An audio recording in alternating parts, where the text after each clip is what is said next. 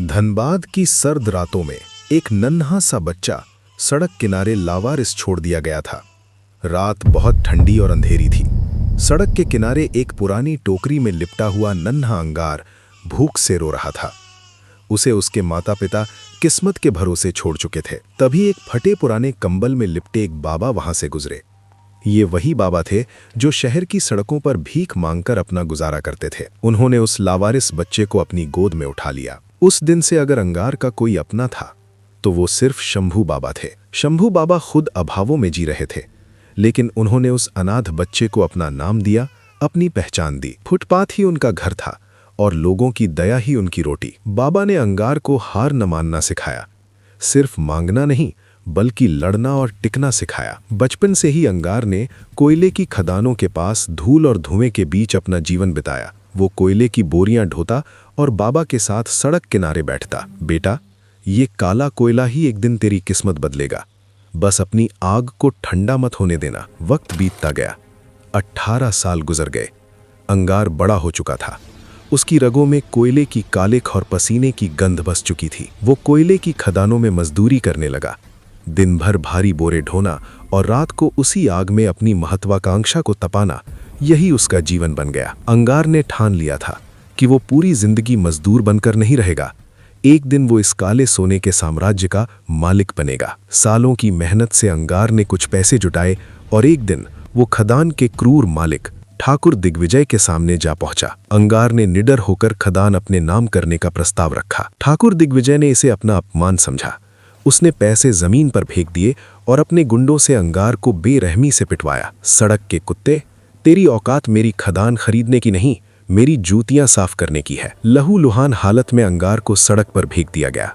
अधमरी हालत में पड़ा अंगार सिर्फ जिंदा नहीं था, उसकी आंखों में बदले की आग जल रही थी। उसी हालत में कार्तिक नाम के एक आदमी ने उसे सहारा दिया। कार्तिक एक कुशल निशानेबाज था जिसे सालों पहले ठाकुर दिग्विजय ने धोखा दिया था। कार्तिक ने अंगार के जख्मों पर मरहम लगाया और उसे बंदूक चलाना सिखाया। तभी अंगार समझ गया, सिर्फ मेहनत से साम्राज्य नहीं मिलता। अंगार वापस शंभू बाबा के पास लौटा। बाबा ने पहले मना किया, लेकिन अंगार के जुनून ने उन्हें झुका दिया। बाबा ने अपने पुराने संपर्कों का इस्तेमाल किया। सड़कों पर भटके उन लोगों को इकट्ठा किया गया जिन्हें समाज ने ठुकरा दिया था। यहीं से कोयला गैंग की नींव पड़ी। एक अंधेरी रात अंगार और कार्तिक ने खदान पर हमला बोल दिया। कार्तिक की गोलियों ने गार्डों को संभलने का मौका नहीं दिया। अंगार शेर की तरह दुश्मनों पर टूट पड़ा। सुरक्षा घेरा टूट गया, दुश्मनों को धूल चटा दी गई। ठाकुर दिग्विजय जान बचाकर भाग गया। अब काले साम्राज्य पर अंगार का झंडा लहरा रहा था। कुछ ही सालों में अंगार का नाम पूरे इलाके में गूंजने लगा। अब वो डॉन अंगार बन चुका था। शंभू बाबा उसके सलाहकार और दाहिना हाथ थे। गरीबों की मदद होती रही, साम्राज्य बढ़ता रहा। लेकिन ठाकुर दिग्विजय अंधेरे में बदले की आग सुलगाए बैठा था। एक तूफानी रात शंभू बाबा मंदिर से लौट रहे थे। ठाकुर दिग्विजय के आदमियों ने उन्हें घेर लिया। बाबा लड़े, लेकिन उम्र और संख्या भारी पड़ गई।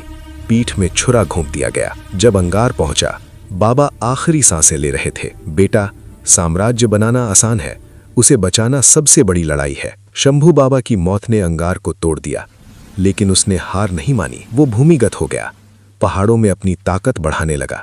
एक नई आधुनिक सेना तैयार की गई। अब अंगार शांत था और पहले से कहीं ज्यादा खतरनाक। अंत में अंगार ने ठाकुर दिग्विजय के किले पर हमला किया।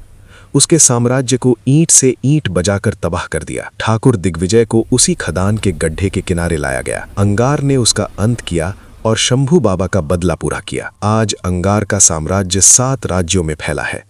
वो हर अनाथ बच्चे के लिए मसीहा बन चुका है। जिसे कभी सड़क पर छोड़ दिया गया था, आज वो अपनी तकदीर का खुद मालिक है। आज धनबाद का कोना कोना अंगद के नाम से थर्राता है। उसका साम्राज्य शंभू कोल इंडस्ट्रीज। एक अनाथ बच्चा आज हजारों लोगों का सहारा है।